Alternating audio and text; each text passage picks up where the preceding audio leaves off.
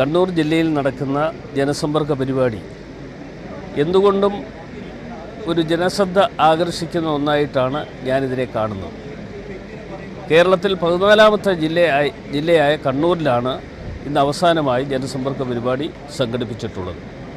എന്തൊക്കെ എതിർപ്പുകൾ ഏതൊക്കെ മേഖലയിൽ നിന്നുണ്ടായാൽ പോലും ജനഹൃദയങ്ങളിൽ ഇന്ന് ശ്രീ ഉമ്മൻചാണ്ടിയെ സംബന്ധിച്ചിടത്തോളം ഏറ്റവും വലിയ സ്ഥാനം ഉണ്ടായിരിക്കുന്നു എന്നുള്ളതിൻ്റെ ഏറ്റവും പ്രധാനപ്പെട്ട തെളിവ് തന്നെയാണ് ജനസമ്പർക്ക പരിപാടിയിൽ ലക്ഷോപലക്ഷം ജനങ്ങൾ എത്തിച്ചേർന്നുകൊണ്ട് അവരുടെ ദുഃഖങ്ങളും പ്രയാസങ്ങളും വേദനകളും അറിയിക്കുന്നതിന് വേണ്ടി നേരിൽ കാണുവാൻ വേണ്ടി എത്തിച്ചേരുന്നത്.